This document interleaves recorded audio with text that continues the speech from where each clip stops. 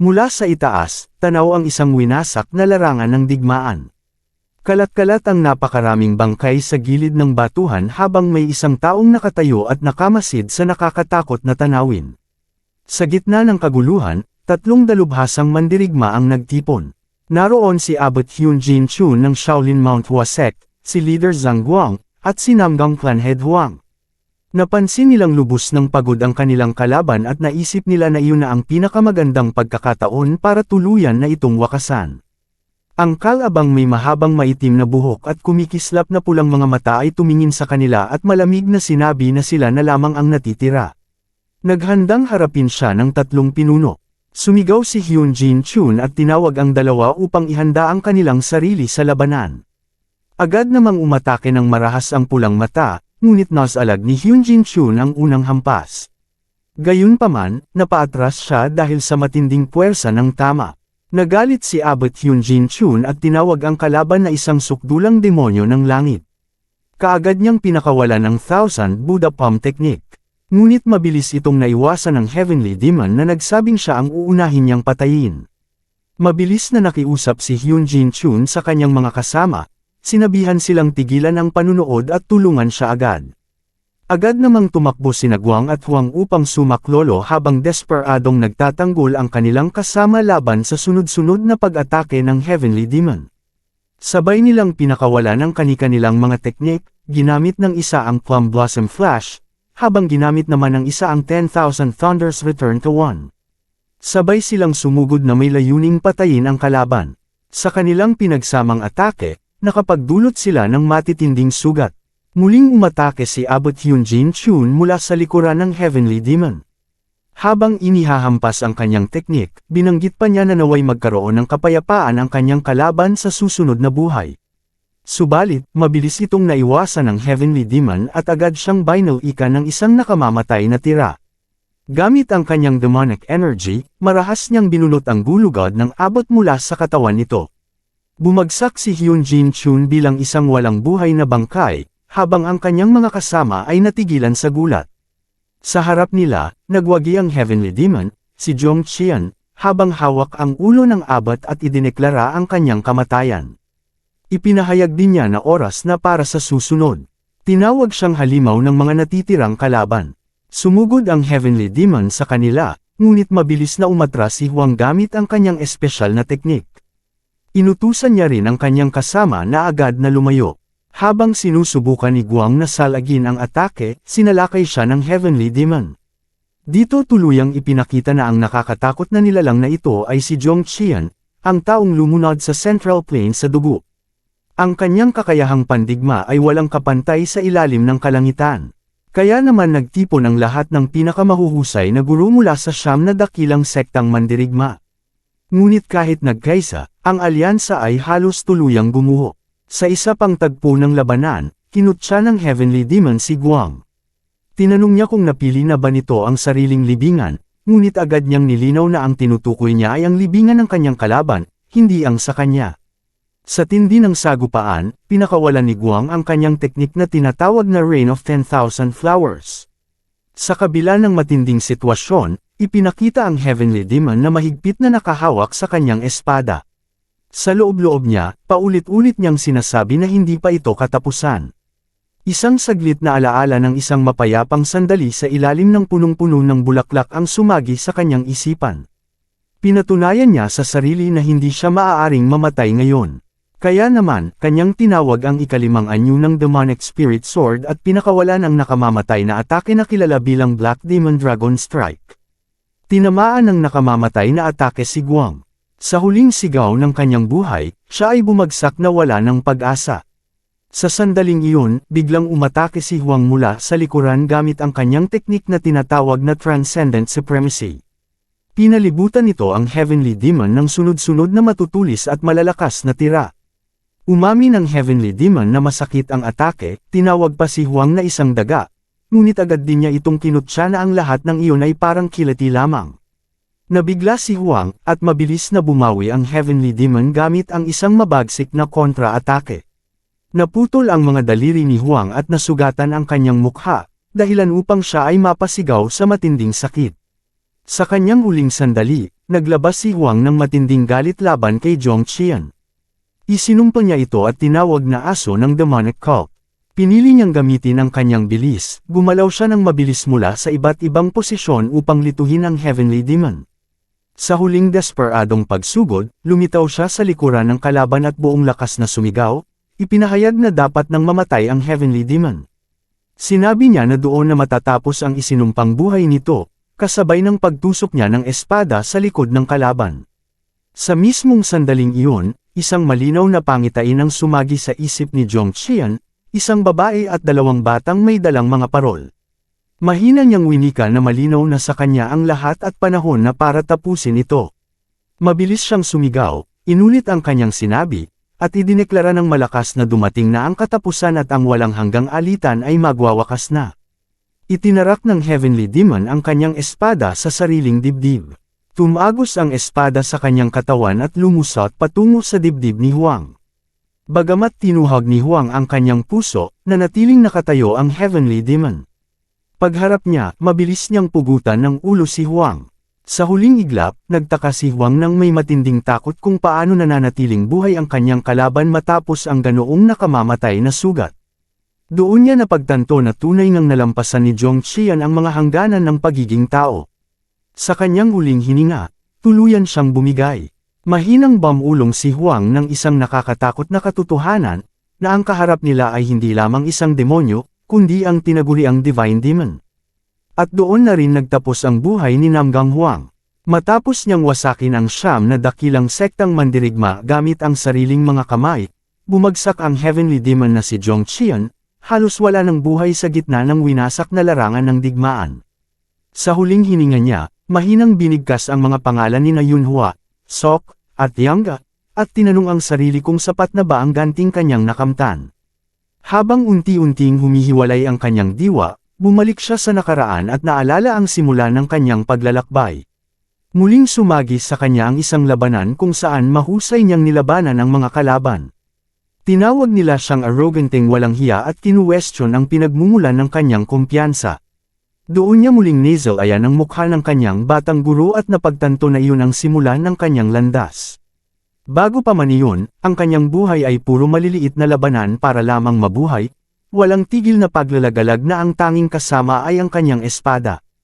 Kailangan niyang pumatay upang masilayan ang araw ng susunod na umaga, paulit-ulit na siklo ng walang saysay na massacre. Doon niya sinimulang tanungin ang kahulugan ng ganitong uri ng pag-iral. Hanggang sa nakilala niya si Yunhua. Sinabi nitong nauunawaan niya ang kanyang paghihirap, ikinumpara pa ito sa araw-araw na alitan sa palengke, sa pagod sa trabaho, at sa pag-aalaga sa kanyang nakababatang mga kapatid na madalas magdulot ng sakit ng ulo. Ngunit inamin niyang, sa kabila ng lahat, sila ang pinakamatamis na bahagi ng kanyang buhay, ang kanyang dahilan upang patuloy na mabuhay matapos mawala ang kanilang mga magulang at muntik na siyang sumuko. Iminungkahi niya kay Zhong Qian na humanap din ng sariling dahilan upang mabuhay. Habang naaalala ito, napaluha ang Heavenly Demon. Naalala niya ang matinding pagnanais na makapamuhay kasama ang mga taong iyon, sila na nagbigay sa kanya, na tanging pumatay lang ang alam, ng isang dahilan para mabuhay. Ngunit nang mawala sila, muli niyang kinuha ang espada, ngayon naman para sa paghihiganti. Inilarawan niya ang kanyang buhay bilang isang walang ugat, paalipat-lipat, walang patutunguhan. Mapait niyang tinanong kung may kahulugan bang maaring matagpuan sa ganoong uri ng pag-iral. Sa kanyang huling mga sandali, napagtanto niyang ang kahulugang matagal na niyang hinahanap ay nasa kanila na pala mula pa sa simula. Isinalaysay na sa loob ng 15 taon, tinahak niya ang madugong landas ng mag-isa. Kumupas ang talim ng kanyang espada, at ang kanyang katawan ay natakpan ng hindi mabilang na peklat. Sa huli, nakamtan niya ang kanyang paghihiganti, kapalit ng lahat ng kanyang isinakripisyo. Habang nakatingin sa kanyang huling pagsikat ng araw, dahan-daang binitawan niya ang espada. Doon, tuluyang nahimlay ang Divine Demon na si Zhong Qian. Ngunit bigla siyang nagising dahil sa malakas na ingay. Napaisip siya kung napunta na ba siya sa impyerno. Narinig niya ang tinig ng isang babae na nagsasabing dapat ipamana sa kanyang anak ang mga sekreto ng Yamhua clan, sapagkat ang tunay na tagapagmana, ang kanyang nakatatandang kapatid, ay hindi na makakagamit ng martial arts dahil sa isang masamang aksidente. Napagtanto ni Jong Qian na hindi pala siya nasa impyerno at nagtanong sa sarili kung ano ba talaga ang nangyayari. Isang batang lalaki ang tumayo at mariing tumutol, iginiit niyang buhay at maayos pa ang kanyang nakatatandang kapatid at hindi maaaring ipasa sa iba ang pangunahing sining ng kanilang pamilya. Isang batang babae naman ang sumingit, sinabing ang sining na ipinasa ng kanilang lolo ay para lamang sa Yamhua clan, kahit pa hindi na makapagsanay ang kanyang kapatid. Dagdag pa niya, ang babaeng nagsasalita ay hindi naman galing sa kanilang tunay na angkan. Tiningnan ni Jong Qian ang mga bata gamit ang kumikislap niyang mata, lubos na nalilito sa kakaibang sitwasyon. Doon niya napagtanto na nasa ibang katawan siya. Ngumisi siya ng may pang-uuyam, habang ang lalaking nasa harapan ay nagsabing mukhang hindi sila magkakasundo at nagpa siya na magbigay ng mungkahi. Narinig daw ng lalaki ang tungkol sa kahirapan ng magkakapatid, na halos wala silang makain. Dahil dito, iminungkahi niyang magsugal ng pera. Ngunit sa halip, si Hua Mujan, ang katawan at tinatahanan ngayon ni Jong Qian, ay itinaya ang lahat ng sekreto ng Yuva clan sa isang tunggalian, kung saan ang mananalo ay makakakuha ng lahat. Pagkatapos, tinanong niya ang kanilang opinyon tungkol sa alok na iyon. Agad na tumutol ang batang lalaki, nagtatakang paano nila tatanggapin ang hamon gayong ang kanyang kapatid ay hindi man lang nakapagsimula ng pagsasanay dahil sa kanyang pagkabaliw. Ang batang babae naman ay nagsabing malinaw na ito'y isang panlilinlang, isang bagay na kahit bata ay makakakita. Nainip si Jong Qian sa kanilang pagtatalo kaya't tinanong niya ang dalawang bata kung sino ba si Hwang Mujun. Pagkatapos ay buong kumpiyansa niyang ipinahayag na siya ang Divine Demon. Naguluhan ang dalawang bata sa kanyang sinabi. Tinanggap naman ng babae ang kanyang pahayag na may halong pang-aasar at muling tinanong ang kanyang pagkakakilanlan. Inulit niya, siya si Jong Qian, ang tinatawag ng mundo na Divine Demon, ang ikalawang anak ng Cheonghua Merchant Guild. Jong Debo ay tumawa sa sinabi ni Jong Chaoyun. Para sa kanya, hindi na ito nakakatawa at may halong panunuyapan ng sabihin niyang baka mas mabuti kung ipinahayag na lang niyang siya mismo si Haring Yama.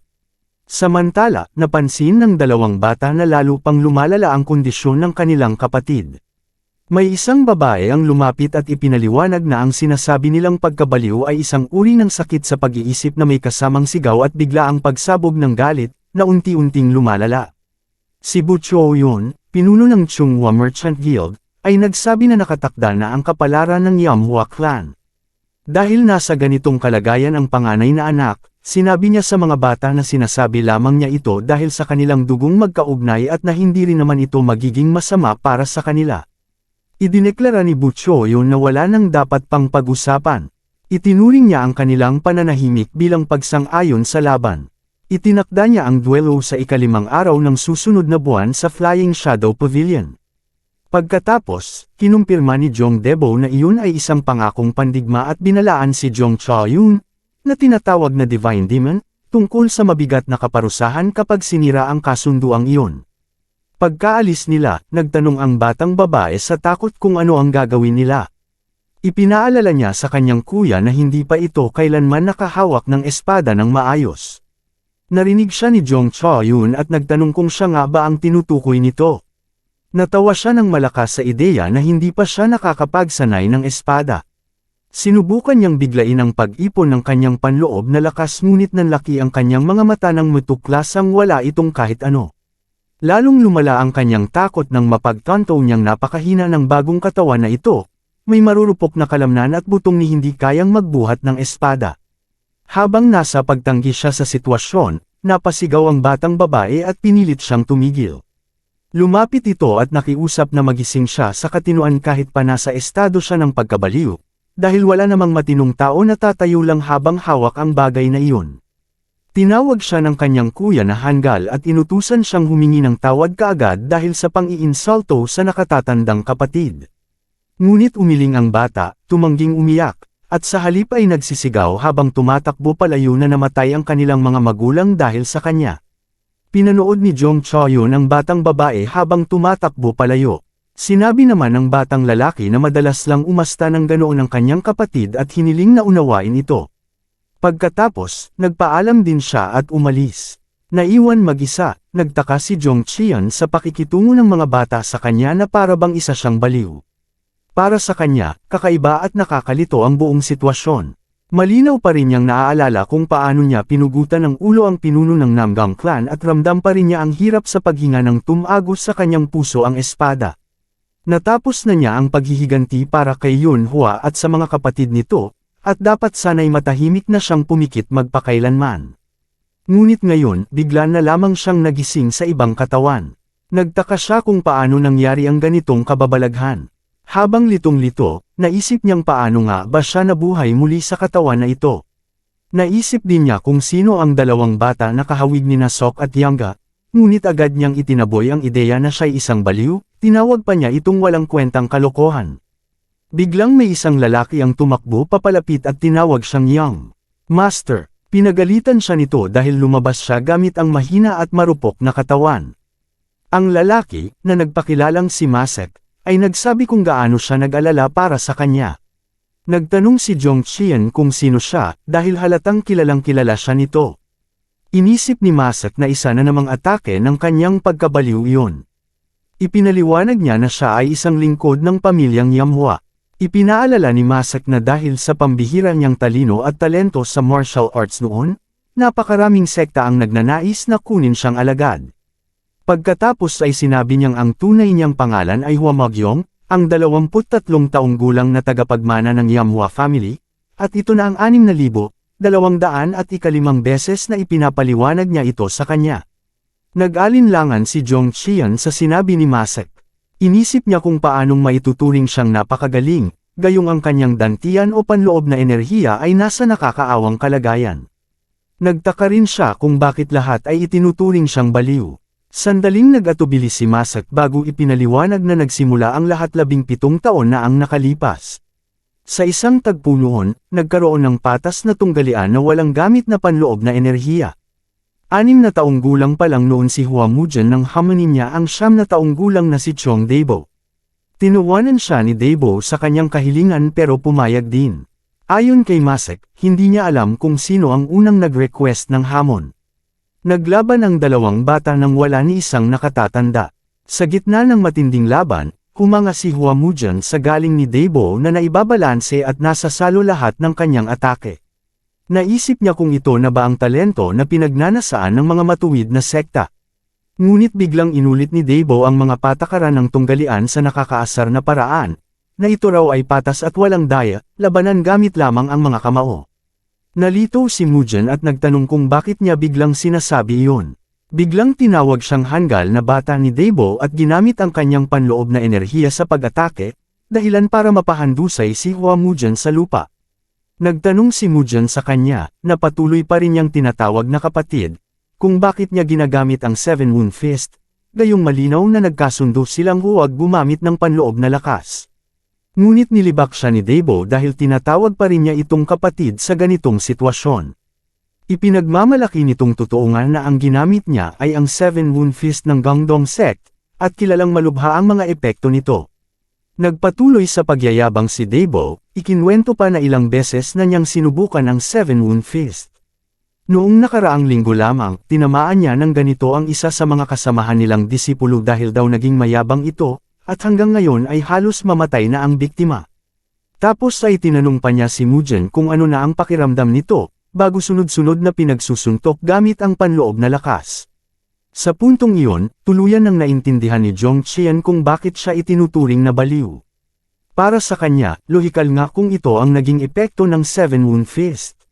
Sa galit, inisip niyang winasak ni Dabo ang kanyang dantian at iniwan siyang parang wala sa katinoan, ngunit nagawa pa nitong makapal ang mukha at hamanin siya muli sa isang tunggalian na ang nakataya ay ang buong pamana ng pamilya Yamhua. Tinanong ni Jong Chien si Masek kung paano pinarusahan noon ang traidor na si Dabo. Sagot ni Masek, ang naging desisyon ay nakasalalay sa dating pinuno ng angkan, ang ama ni Hua Mujian na si Sok. Ipinaliwanag niya na si Dabo ay hindi lang pamangkin ng dating pinuno, kundi siya rin ang batang panginoon ng Chonghua Merchant Guild, isang pamilyang kabilang sa 10 pinakamalalakas na guild sa Central Plains. Dahil dito, kaunting saway lang ang natanggap ni Dabo at agad nang isinara ang usapin. Nandidiri si Jong Chien sa narinig. Para sa kanya, nakakaawa ang isang ama na basta na lang sinaway ang taong naging dahilan ng kapansanan ng sariling anak. Tinawag niya ang pamilya nilang iyon na Kaiya-hiya. Pagkaraan, tinanong niya kung ano ang naging kapalaran ng mga magulang. Ipinaliwanag ni Masak na lalong lumala ang pagkabaliw ni Huamujan araw-araw. Ang kanyang ama na may nabaon sa napakalaking utang dahil sa paulit-ulit na pagpapagamot dito. 9 na taon na ang nakalipas ng hamina ang kalagayan ng kanilang ginang at pumanaw siya makalipas ang 3 taon. Ang pinuno ng angkan ay namatay din kalaunan dahil sa bigat ng mga utang. Naalala ni Zhong Qian ang mga bulungan noon sa likod niya matapos mamatay ang kanyang mga magulang. Pinag-uusapan ng mga tao na pinalaki raw ng mga ito ang isang suwail na anak, at dahil sa kanya ay dumanas sila ng hirap hanggang sa kamatayan. Para bang siya ay isang batang nilamon ang kanyang sariling mga magulang, iniwan ang mga nakababatang kapatid sa kahabag-habag na kalagayan, at tuluyang winasak ang pangalan ng pamilyang Yamhua. Tinapos ni Masak ang kanyang salaysay sa pagsasabing wala nang natira sa pamilya Yamhua kundi ang mga utang na iniwan ng pagpapagamot kay Huamujan, 2 tagasilbi, humigit kumulang 1 dosenang mandirigma, at ang 2 nakababatang kapatid, sina Hua Dojan at Hua Soyon. Sa puntong ito, naunawaan ni Zhong Qian kung bakit nagalit ang batang babae at inakusahan ang kanyang kuya na siyang dahilan ng pagkamatay ng kanilang mga magulang. Isang karamdaman lang ang tuluyang sumire sa buong pamilya. Pinagtagpi-tagpi ni Zhong Qian ang lahat ng impormasyon, gamit ang mga kaalaman niya mula sa kasaysayan na nabasa sa silid ni Huamujan. Nakumpirma niyang siya, ang divine demon na si Zhong Qian, ay tunay na namatay matapos ang labanan laban sa 9 na dakilang sekta, at 30 taon na ang lumipas mula noon. Dahil malinaw niyang nararamdaman ang lahat, pinagtibay niyang totoo ang lahat ng ito at siya ay muling isinilang sa katawan ng panganay na anak ng pamilya Yamhua, si Huamujan, isang taong baliw at walang kahit anong internal energy. Dahil lahat ng dapat niyang patayin noon ay patay na, wala na siyang nadaramang pagsisisi o pagkakabit sa nakaraan. Nakita niya ang mga guhit ng kanyang mga nakababatang kapatid na nagsusumamo para sa kanyang paggaling at lalo niyang naunawaan ang kanilang kaunos-lunos na kalagayan. Naalala rin niya ang ibang mga bata sa kanyang nakaraang buhay.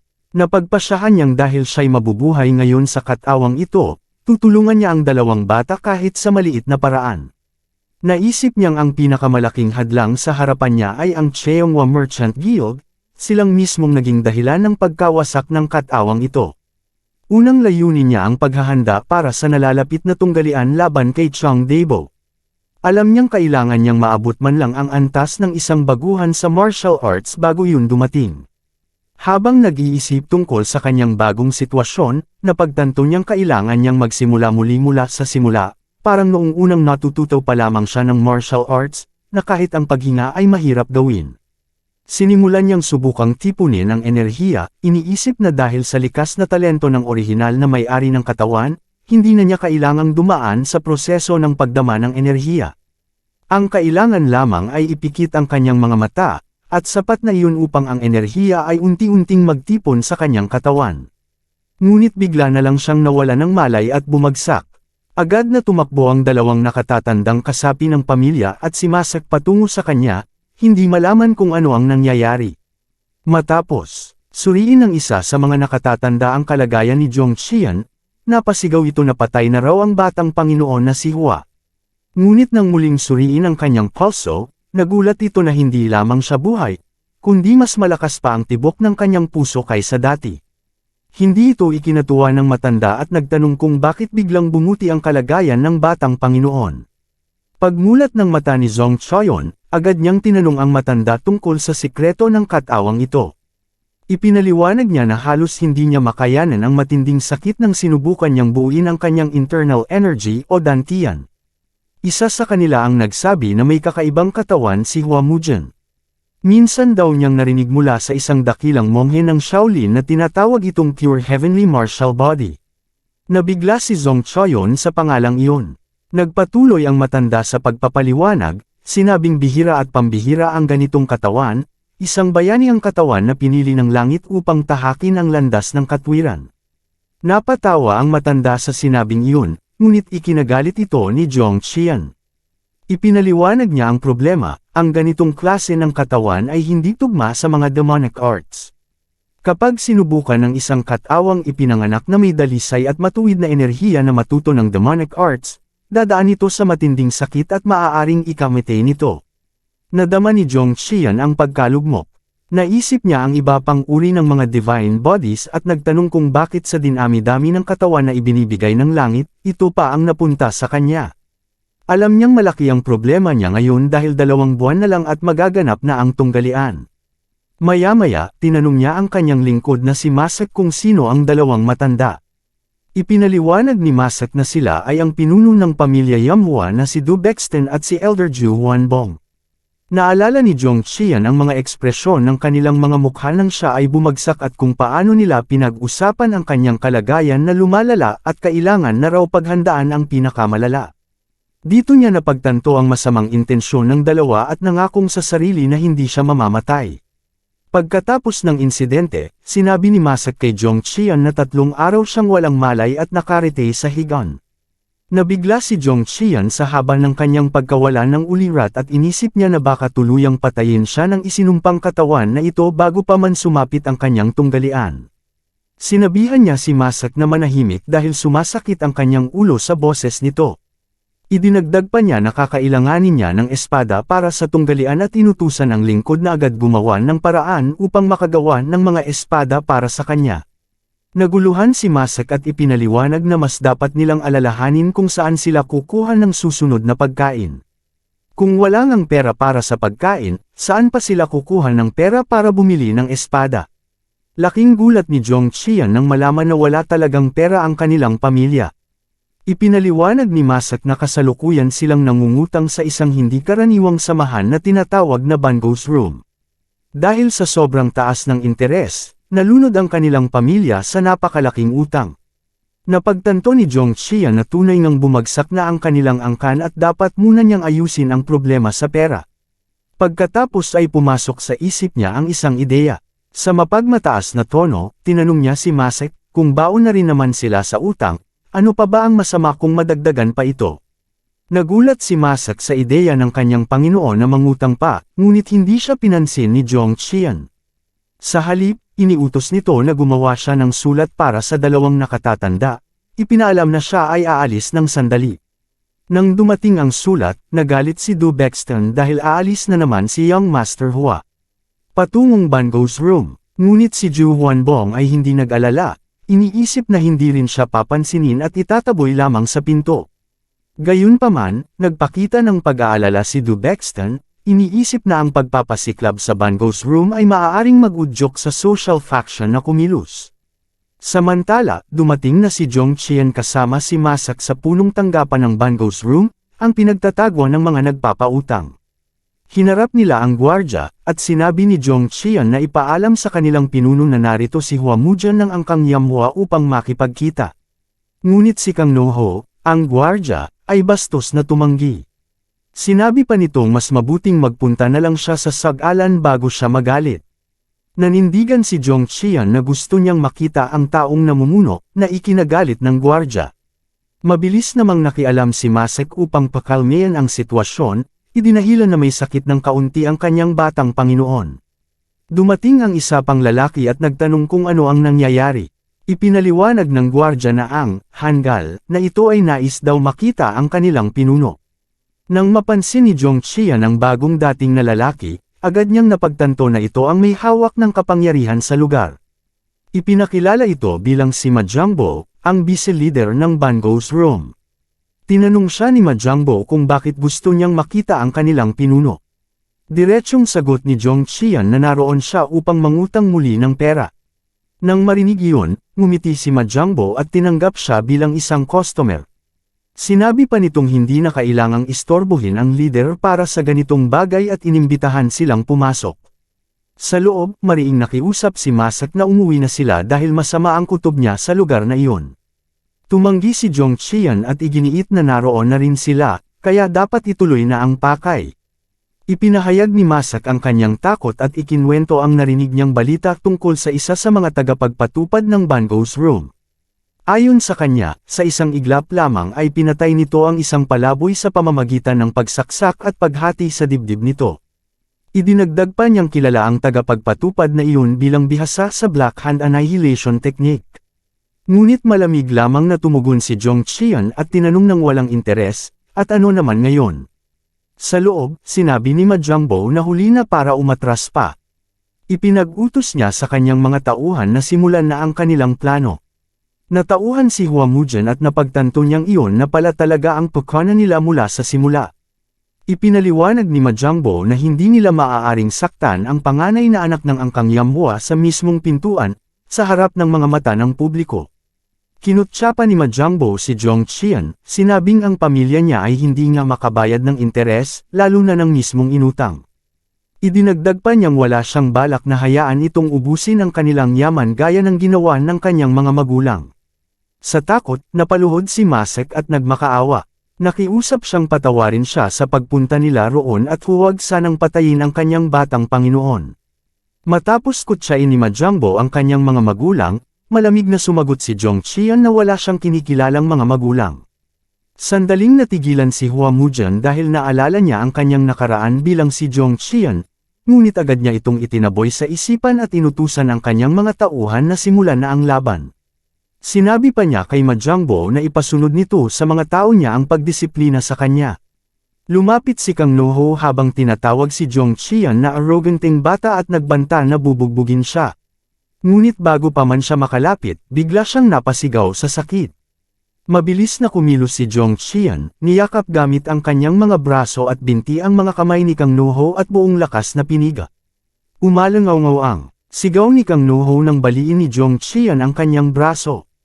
Tinawag pa niya itong duwag na gumagamit ng murang pagkana. Ngunit tinukso siya ni Zhong Qian at sinabing napakadaling mabali ng mga buto nito para sa isang lalaking ganoon ang laki. Sa isip niya, mas mainam ang ganitong paraan kaysa makipagsabayan sa lakas gamit ang mahina niyang katawan. Nag-init ang ulo ni Majangbo at galit na sumigaw sa kanyang mga tauhan, inutusan silang tapusin agad ang laban. Agad na umatake ang mga natitirang mandirigma ngunit madali silang naiwasan ni Zhong Qian gamit ang kanyang husay. Tinawag pa siya ng isa na parang mad-ulash na igat. Napagtanto ni Zhong Qian na hindi siya mananalo sa lakasan, kaya't gumamit siya ng matalinong galaw. Kahit nakatanggap siya ng kaunting pasa, nakapagpabagsak naman siya ng isa sa mga kalaban gamit ang isang tumpak na suntok.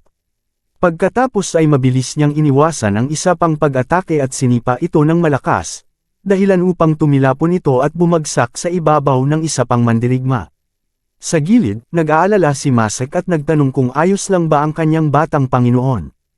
Kalma lamang na sumagot si Zhong Qian na wala siyang kahit anong problema.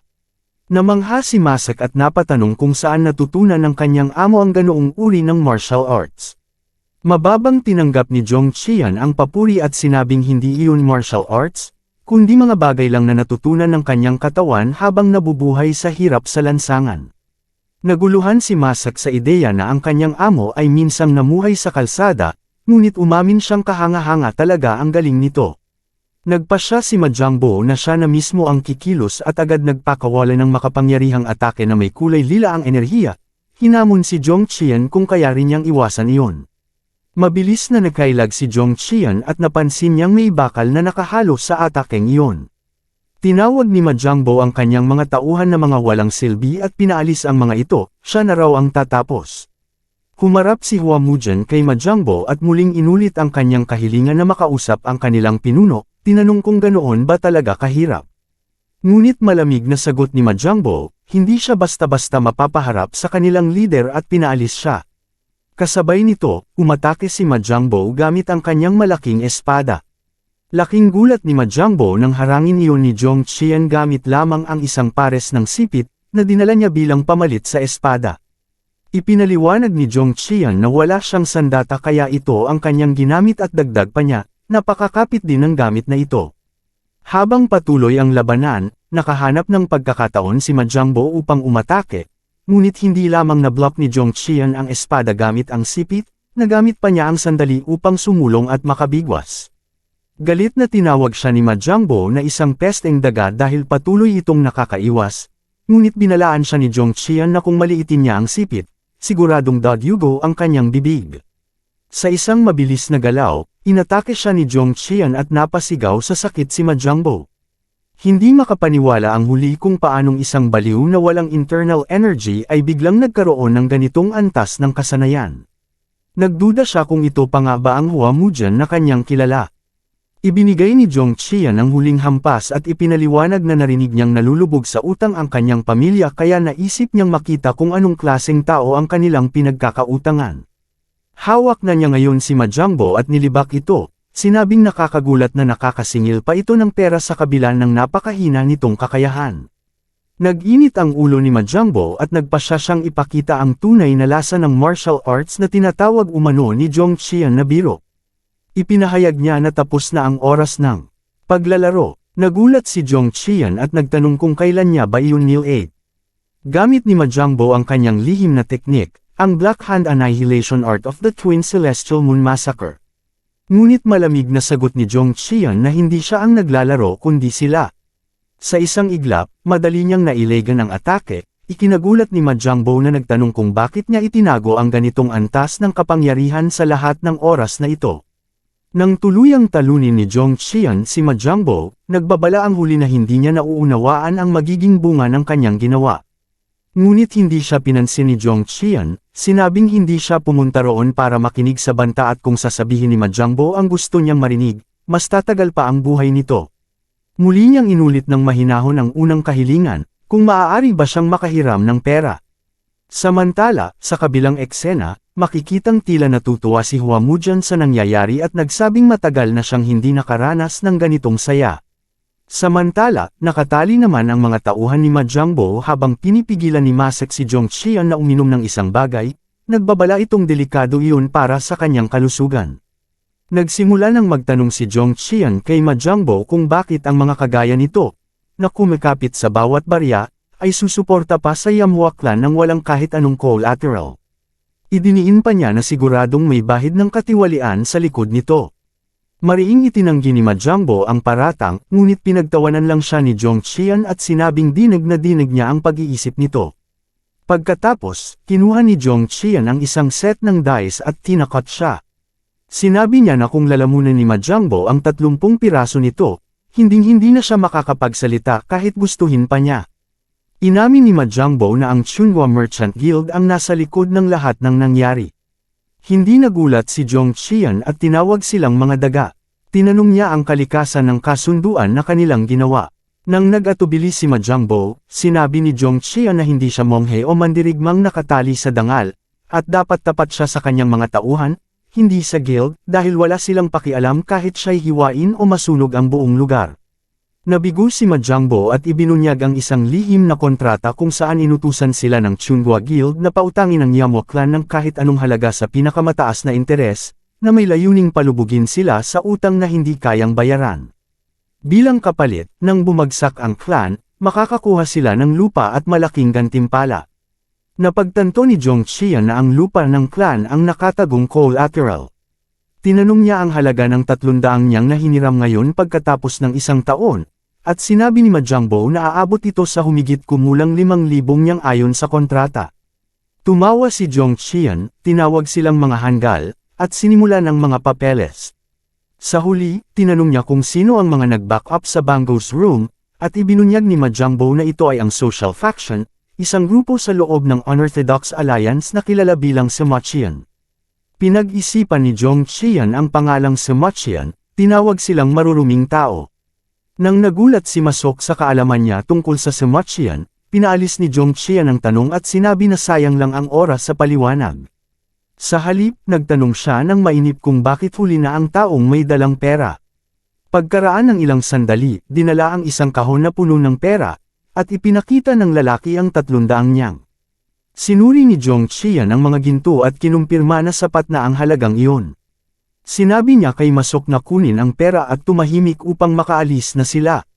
Bagaman nag-aatubili si Masok sa pagtanggap ng utang, habang umaalis si Jong Qian, binalaan niya ang mga nagpapahiram ng pera na itala ng maayos ang utang sa kanilang libro at nagdagdag ng banta na babalik siya upang bayaran ang bawat sentimo pagkatapos niyang ayusin ang mga bagay sa Chunhua Merchant Guild. Binanggit din niya na pinapalubog nila ang mga karaniwang tao sa kahirapan at binalaan silang kung lalampas sila sa hangganan na iyon, magiging malungkot ang kanilang kapalaran, na ikinabahala nila at pumayag sa takot.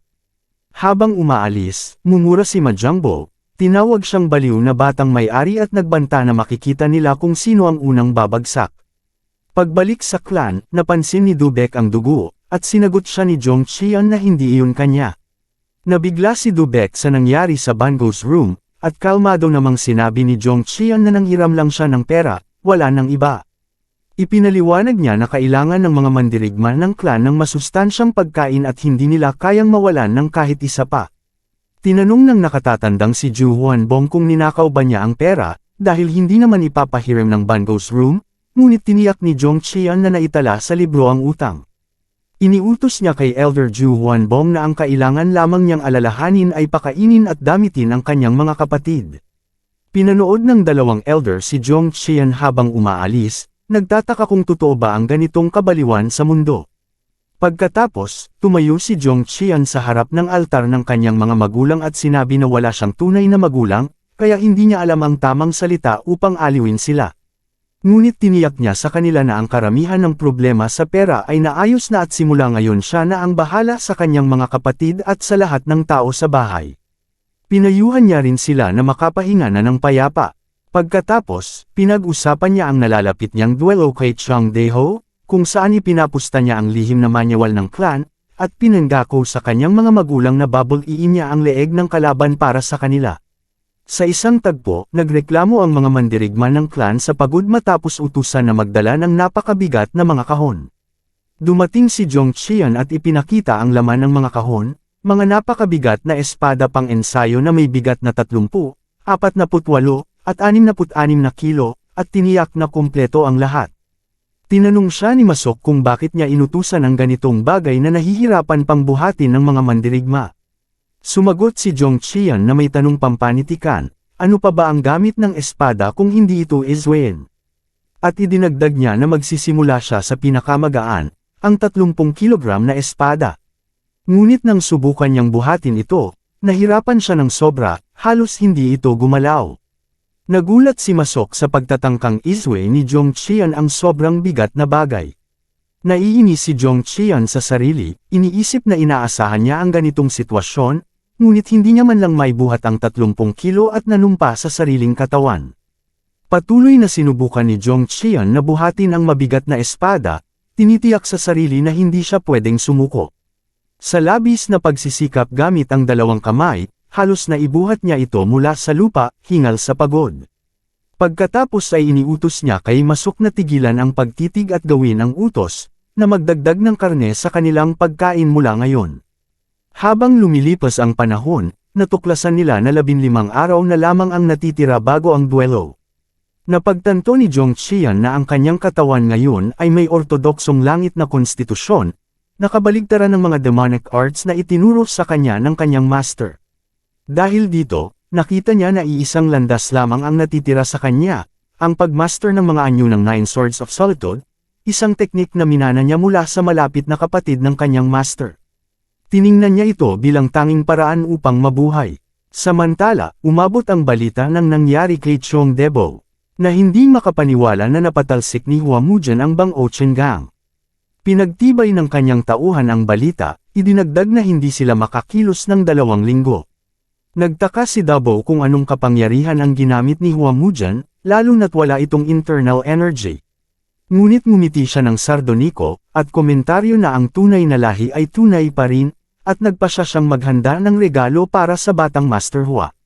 Ipinahayag niya ang kanyang kasabikan para sa duelo, sabik makita ang lahat ng diskarte na haharapin siya ni Huang Mujian. Bumalik ang eksena kay Jong Chian na masigasig sa kanyang matinding pagsasanay. Patuloy siyang pumupunch at pamapalo, determinado na hasain ang kanyang martial arts. Iniisip niya na ang katawan na kaloob ng langit ay dapat kayanin ang ganitong hirap. Matapos makita na inihanda na ni Masok ang lahat ng kanyang hiningi, idineklara niya na nagsisimula na ang tunay na pagsasanay. Sinimulan niya ang unang anyo ng 9 Swords of Solitude, ang Blade of Advancement, na nakabatay sa prinsipyo ng palaging pag-usad, upang kahit ang Mount Tai ay hindi makaharang sa kanyang daan. Pagkatapos ay lumipat siya sa ikalawang anyo, ang Style Shattering Blade, na prinsipyo ay sirain ang anumang sandata na haharap sa kanya. Nagsimulang maramdaman ng kanyang mahina na katawan ang epekto ng matinding pagsasanay, ngunit pinilit niyang tiisin.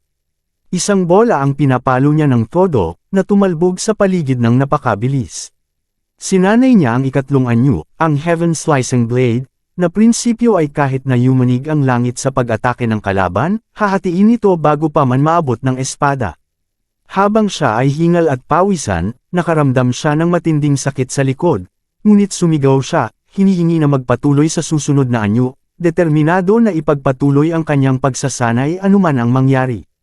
Nagpatuloy si Zhong Qian sa kanyang pagsasanay, lumipat sa ika-4 na anyo ng Nine Swords of Solitude, ang Blade of Disassembly. Ang prinsipyo nito ay walang tuhod ang makatatagal sa espada na ito, sapagkat kahit ang pinakakomplikadong sining ay may kahinaan at maaaring maputol ng pinakasimpleng blade. Sa kabila ng kanyang pagsisikap, hindi niya matamaan ang alinman sa mga target, kaya't naiinis siya sa kanyang pagsasanay sa pagputol ng mga bumagsak na troso. Pagkatapos, lumipat siya sa ika-5 anyo, ang Army Slicing Blade, na nakabatay sa prinsipyong kahit nalusubin siya ng mga hukbo ng kalaban, tatangkad sila sa harap ng espada, dahil ang bilang ay walang kahulugan laban sa tunay na kapangyarihan. Nagpatuloy siya sa matinding pagsasanay, ngunit isang troso ang tumama sa kanyang ulo, kaya sumigaw siya sa galit, hinihingi na magpatuloy sa susunod na anyo. Sinimulan niya ang ika-6 na anyo, ang Blade That Splits the Moon, kung saan sinubukan niyang putulin ang mga kandila ng hindi pinapatay ang apoy, batay sa prinsipyo na kahit ang buwan ay mahahati sa dalawa sa harap ng espada. Pagkatapos ay nagsanay siya sa ika-7 anyo, ang Blade That Flips the Great Earth, na prinsipyo ay magbubukas ng daan ang mismong mundo para sa espada, at kapag naputol, hindi na mahalaga ang laki. Nagtaka si Zhong Qian kung paano pa rin buo ang kanyang katawan sa kabila ng lahat ng pagsusumikap na ito. Lumipat siya sa ika-8 anyo, ang Heaven Shattering Blade, na prinsipyo ay kahit ang langit ay mahahati sa harap nito, at walang bagay sa mundong ito na hindi nito mapuputol.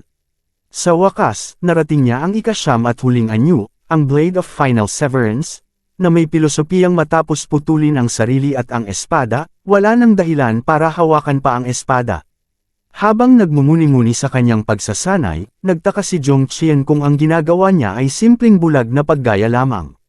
Bumalik siya sa kanyang alaala noong tinuturuan siya ng kanyang master ng huling anyo, naalala niya kung paano niya pinagdudahan ang halaga ng sining na ito, tinawag itong hindi kumpleto at nagtataka kung paano ito karapat-dapat tawaging sword art.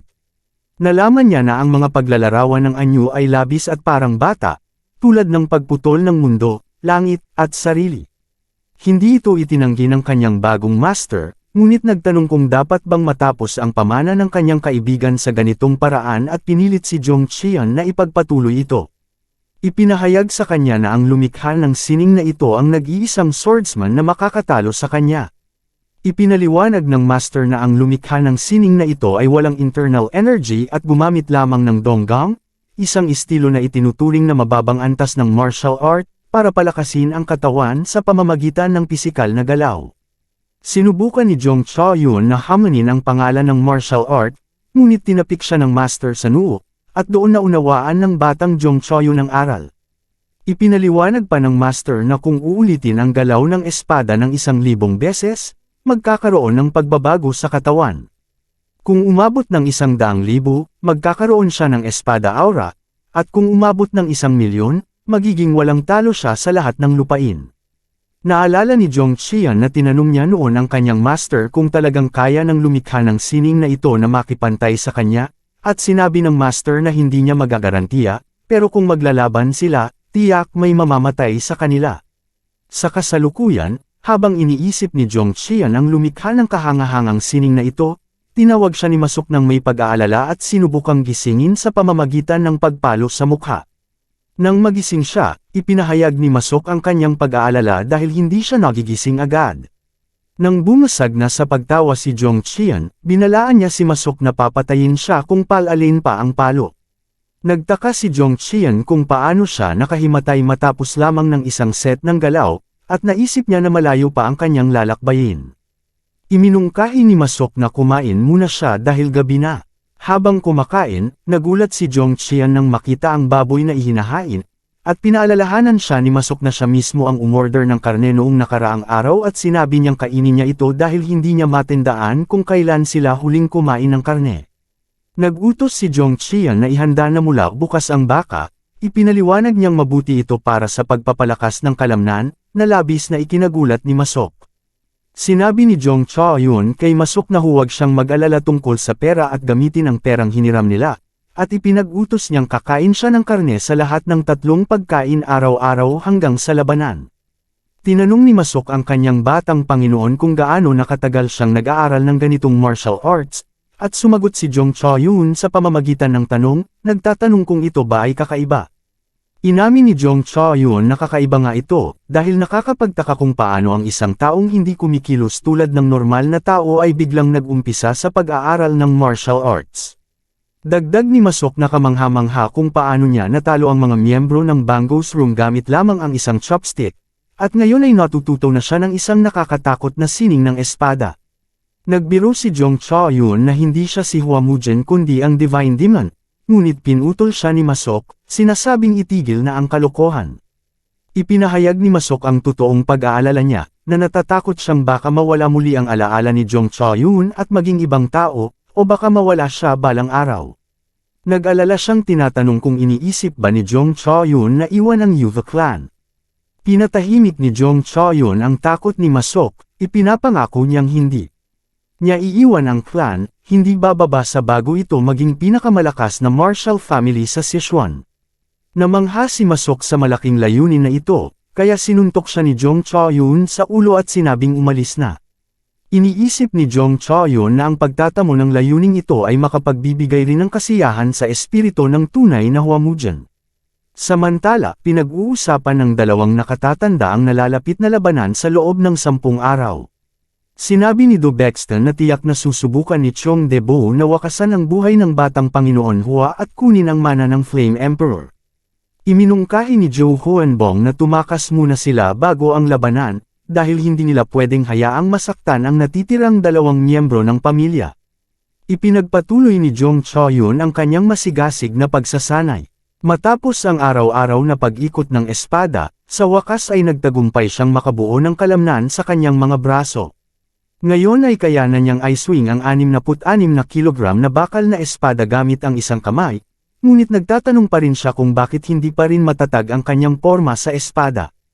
1 linggo bago ang labanan, bumisita ang kanyang 2 nakababatang kapatid habang siya ay nagsasanay. Hiniling niya sa kanila na maglaro na lamang sa ibang lugar dahil delikado, ngunit sinabi nila na nag-aalala sila sa kanya dahil ilang araw na nilang pinapanood ang kanyang pagod na pagsasanay.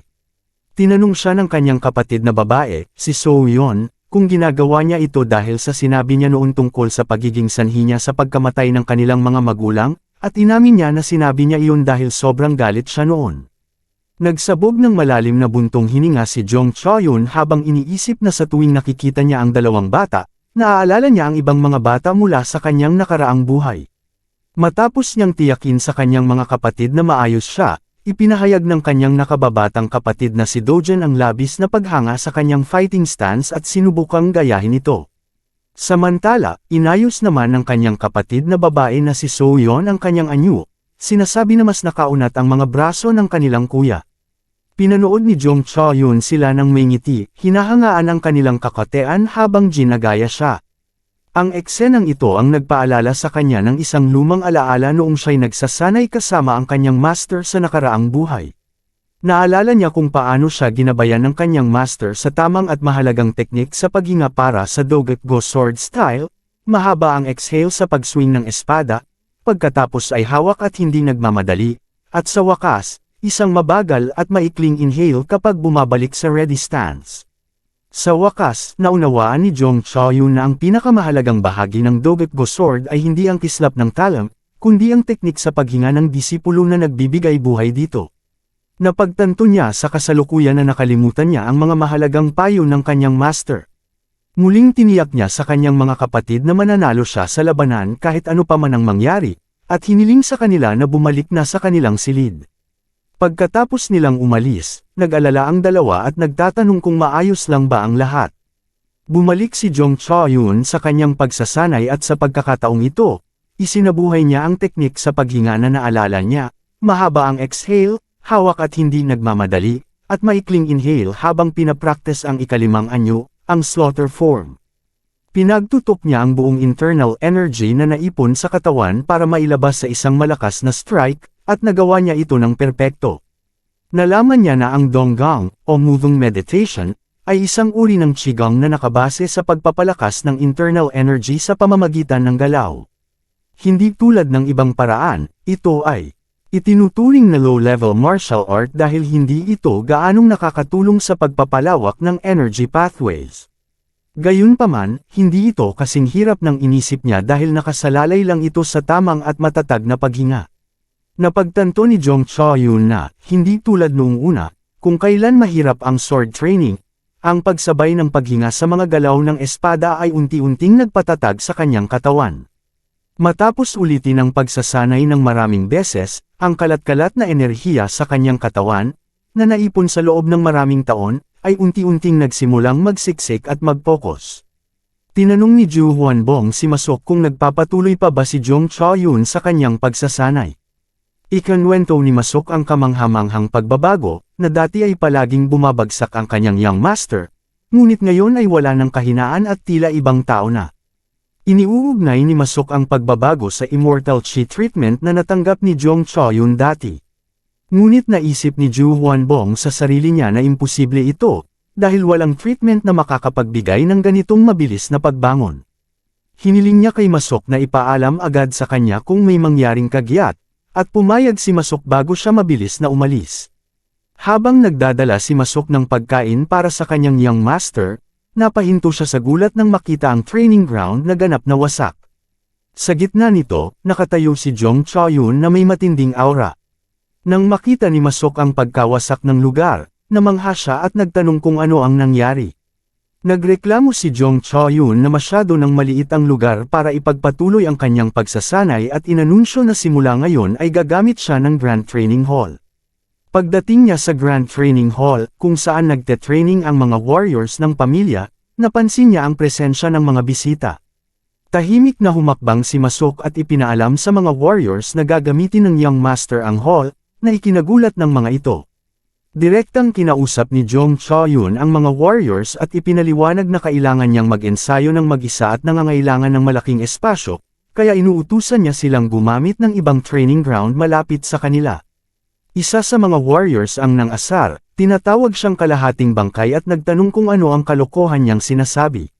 Dagdag pa niya, na ang simpleng pag-swing ng espada ay hindi agad gumagawa ng isang tunay na warrior, lalo na sa isang taong ang espada ay hindi pa natapakan ng kahit isang patak ng dugo. Napansin ni Jong Chao-yun ang mapanghamong tingin sa mata ng warrior na patuloy sa pagtutol. Dito, intervened ang captain ng gwardya na si Chol Boin at iniutos sa mga warriors na huminto, kinukumpirma na ang young master Hua ay nagpa-practice ng martial arts. Ngunit ang rebelde na warrior ay nagmumurmurong muli na ang kabaliwan ng young master ay bumalik. Hininto ni Jong Chao-yun ang captain at hinarap ang warrior ng direkta, sinasabihan siyang ipahayag ang pagtutol ng harapan sa halip na palihim na magmumurmuros. Tinanong ni Chol Boin kung ano ang ibig niyang sabihin, at sumagot si Jong Chao-yun na kapag may hindi pagkakaintindihan ng mga warriors, ito ay nilulutas sa pamamagitan ng pakikipaglaban. Muling tinangkang intervene ng captain, sinasabing walang warrior ang maaaring maglabas ng espada laban sa tagapagmana ng pamilya. Tumugon si Jong Chao-yun gamit ang isang kasabihan, sinasabi na ang tunay na war dog ay hindi tahol, habang ang tahol na aso ay takot. Pagkatapos, hinarap niya si Chol Boin, hinamon siyang huwag lamang tahol kung hindi niya kayang lumaban at mabuhay, na tila natatakot na durog ang loob. Nagalit si Chol Boin at hinugot ang kanyang espada, nagbanta na pagsisisihan ni Jong Chao-yun ang ginawa niya. Ngunit malamig na sumagot si Jong Chao-yun na, wala sa kanyang ugali ang magsisi. Nagsimula ang laban, at namangha ang mga warriors nang makita silang nakikipaglaban si Jong Chao-yun ng walang espada at may kakaibang galaw. Madaling naiiwasan ni Jong Chao-yun ang lahat ng atake ng kanyang kalaban, na nagudyok sa captain na sumigaw na itigil ang pag-iwas at harapin siya ng may karangalan gamit ang espada. Pumayag si Jong Chao-yun, habang iniisip ng guard captain na si Chol Boin, na 25 taon na siyang kasapi ng Yuva clan, at bilang captain, iniisip niya noon na ang young master Hua ang dahilan ng pagbagsak ng pamilya. Ngayon lamang, sa kanya nasimulan pag-usapan ng martial arts. Sinalubong niya si Jong Choo-yun ng galit, sinasabing kailangan niyang malaman ang kanyang lugar at umatake sa kanya. Ginamit ni Jong Choo-yun ang ikalawang anyo ng Nine Swords of Solitude, ang Extinguishing Blow, at madaling na-block ang atake ni Chol-boin. Namangha si Boin, nagtaka sa teknik na ito na kayang yumanig sa kanyang internal energy. Tinatanggap ni Jong Choo-yun na totoo ang lahat ng sinabi ni Boin, ngunit ipinakita niya ang kanyang kapangyarihan sa pamamagitan ng isang malakas na uppercut sa mukha ng guard captain. Ipinahayag ni Jong Choo-yun na mula ngayon ay magbabago ang lahat. Napansin ni Boin na ang tingin ni Jong Choo-yun ay ganap nang nagbago mula sa dati nitong malabo at ngayon ay puno ng determinasyon ng isang tunay na mandirigma. Sa sandaling iyon, natalo ni Jong Choo-yun ang guard captain sa harap ng pagtataka ng mga nanonood, na nagtataka kung paano nagtagumpay ang Young Master Hua. Nagtakbuhan ang mga warriors patungo kay Chol-boin, nag-aalala at sinusuri ang kalagayan niya. Nakatayo si Jong Choo-yun sa ibabaw ng natalong Boin at tinanong kung may reklamo pa siya ngayon. Isa sa mga warriors ang sumigaw na hindi marangal ang laban, sinasabing alam ni Jong Choo-yun na hindi kayang harapin ni Boin ng seryoso si Jong Choo-yun. Ngunit sumagot si Boin sa kanya na manahimik. Pagkatapos, lumuhad si Boin at inamin ang kanyang pagkatalo. Sinabi niya kay Jong Choo-yun na may natutunan siya ngayong araw, at iniutos ni Jong Choo-yun na bumangon siya. Dito, ipinahayag ni Boin ang kanyang katapatan. Pagkatapos nito, iniutos ng guard captain na huwag makialam ang lahat ng warriors at lumipat sa katabing training ground. Humiling din si Jong Choo-yun kay Masok na umalis upang manatiling mag-isa sa Grand Training Hall. Mula sa malayo, tinanong ng isa sa mga warriors si Boin kung bakit siya umatras, ngunit mariing itinanggi ni Boin, pinipilit na labanan niya talaga si Jong Choo-yun. Hindi naniwala ang warrior at nagtanong kung bakit siya umatras sa gitna ng duel. Mariing itinanggi ni Boin ang akusasyon, sino ang nagsabing umatras ako? Hindi ako umatras, halos napatay ko siya. Hindi maintindihan ni Boin kung ano ang nangyari kay Jong Choo-yun na nagbago siya ng ganito. Napagtanto ni Boin na nagkaroon ang Young Master Hua ng isang natatanging pagkakataon, at naniniwala siya na dahil sa pagbabago ng Young Master, maayos ang lahat sa gabi bago ang duel. Samantala, pinag-uusapan ng mga elders na sina Du Bexton at Zhou Huanbong ang tungkol sa clan. Tinanong ng isa kung ilang taon na silang kasapi, at sumagot ang isa na mga 37 taon na. Naalala ng unang elder nang may paggalang kung paano kahanga-hanga si Master Yongji mula sa Huajo Peak. Noong nakaraan, naalala ni Elder Zhou Huanbong kung paano nagpakita si Master Yongji ng mag-isa at napilitan kahit ang mayabang na tangklan na kilalanin ang kanyang lakas sa martial arts. Pinapaalala naman ni Elder Du Bexton ang sumpang kanilang ginawa na ayelay ang kanilang buhay sa paglilingkod sa kanya dahil sa utang na loob. Sinisisi ni Zhou Huanbong si Bexton na tila nagtataksil sa sumpang iyon. Ngunit mariing itinanggi ni Bexton ang paratang paliwanag niya na ang linya at pamana ng master ay dapat magpatuloy sa kahit anong paraan. Nagmuni-muni si Huanbong sa 17 taon nilang pag-aalaga sa kabaliwan ng Young Master Hua habang pinapanood ang pagbagsak ng Yunhua clan. Naniniwala siya na kahit makasalubong nila si Master Yongji sa kabilang buhay, hindi sila sasabihan ng sisi. Tinanong niya kung handa na ba ang lahat para sa kanilang paglisan, at kinumpirma ni Bexton na wala nang gaanong ihahanda, ilang gintong lamang para sa bagong tirahan, ilang warriors, at 4 na command plaques. Hiniling niya kay Huanbong na mauna, at ipinaliwanag ni Bexton na mananatili siya dahil, sa kabila ng lahat, ang Young Master Hua ay mula pa rin sa linya ng master at may kailangan siyang alagaan. Ibinunyag niya na isang master na inarkila ng Chunghua Merchant Guild ang dadalo bilang saksi sa duel, na nakikita ni Bexton bilang pagtatangkang legalisahin ang kanilang pandarambong. Alam niya na ang mga masasamang taong ito ay hindi mag-iiwan ng kahit damong lumaki sa lupa. Iniutos niya kay Huanbong na pumunta at maghintay sa napagkasunduang lugar, binabanggit na ang 2 bata ay sapat ng mabigla sa iba pang lugar. Samantala, nagrereklamo si Jong Choo-yun na matigas ang karne kamakailan, at ipinaliwanag ni Masok na ang murang bahagi ng baka ay laging matigas. Tinanong ni Jong Choo-yun kung ubos na ba ang pera, at sagot ni Masok na hindi niya alam dahil kaunti lang ang ibinibigay ng head steward. Tinangka ni Masok na akusahan siya ng pagnanakaw ng karne, ngunit mariing itinanggi ni Jong Choo-yun. Tinanong niya kung bakit nasabi ni Masok na tumakas siya at bakit siya sinapak para doon.